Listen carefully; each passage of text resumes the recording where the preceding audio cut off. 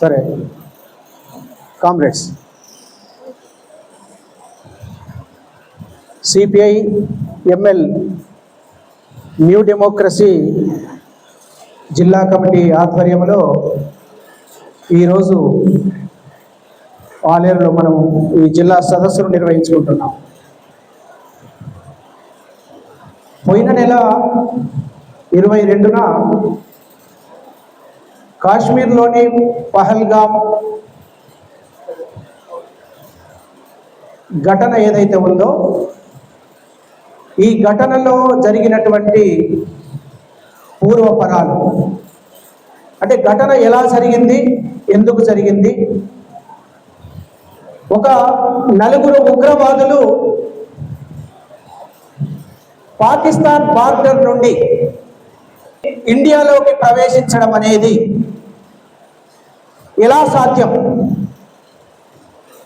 పాకిస్తాన్ గూఢాచారులు లేదు పాకిస్తాన్లో ఉంటున్నటువంటి ఉగ్రవాదులు ఎవరైతే ఉన్నారో మన దేశంలోకి ప్రవేశించేదాకా, మన దేశంలో ఉన్నటువంటి పహల్గామ్లోకి ప్రవేశించి 26 మందిని 4 ఉగ్రవాదులు చంపేదాకా ఈ ప్రభుత్వము ఏం చేస్తుంది, సైన్యం ఏం చేస్తుంది, భద్రతా సిబ్బంది ఏం చేస్తుంది?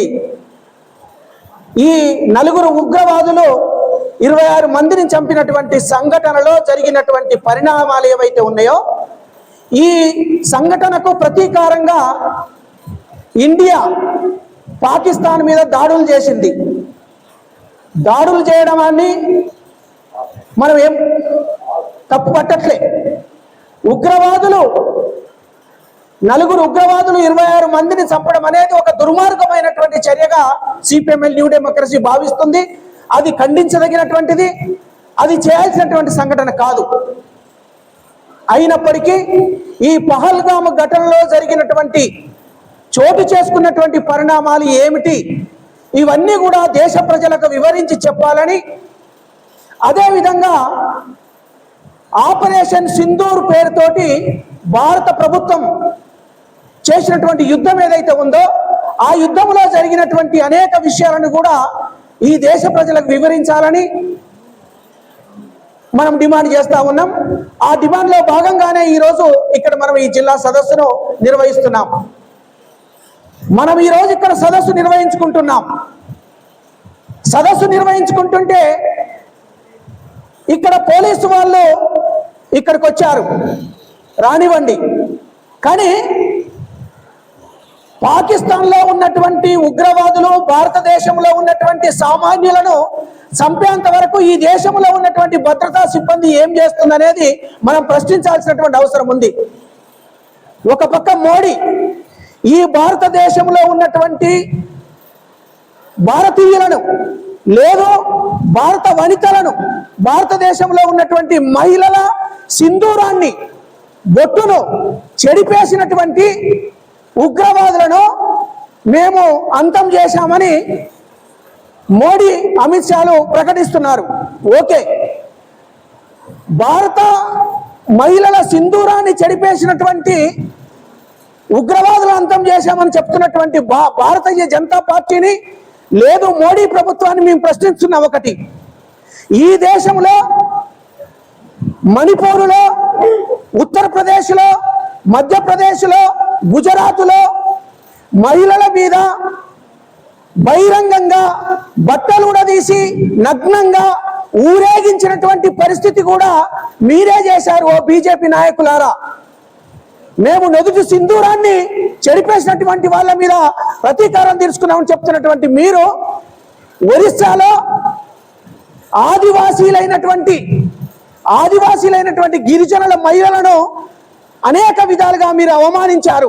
దీనికి సమాధానం ఏంటి అని మేము అడుగుతున్నాం. అదే కాదు, ఈరోజు పాకిస్తాన్ ఇండియా మధ్యన జరుగుతున్నటువంటి యుద్ధం ఏదైతే ఉందో, ఈ యుద్ధం వల్ల ఇరు దేశాలకు ఏ రకమైనటువంటి ప్రయోజనాలు ఉండవు. శాంతి ద్వారానే, చర్చల ద్వారానే సమస్యను పరిష్కరించాలని భారతదేశంలో ఉన్నటువంటి ప్రజాస్వామికవాదులు, పౌర హక్కుల నాయకులు, దేశ ప్రజలు కోరినప్పటికీ వారిని తప్పుపట్టినటువంటి నరేంద్ర మోడీ ప్రభుత్వం, అదే అమెరికా వాడు ఈ ఇండియా పాకిస్తాన్ యుద్ధాన్ని ఆపాలనగానే వాడు ఆపేశాడు. అంటే భారతీయుల మీద, భారతదేశ ప్రజల మీద, వారి అభిప్రాయాల మీద నువ్వు ఏ మేరకు గుర్తిస్తున్నావు అనేది మనం ఇక్కడ ఆలోచించాలి. అందుకే భారతీయులు చెప్పినటువంటి విషయాన్ని పరిగణలోకి తీసుకోకుండా, ఏమాత్రం ఖాతరు చేయకుండా, యుద్ధం వద్దు శాంతి చర్చలు జరపండి అని చెప్పినా వినకుండా అమెరికా వాడు ప్రకటించుండు. అమెరికా అధ్యక్షుడు ట్రంప్ చెప్పగానే యుద్ధం ఆగిపోయింది.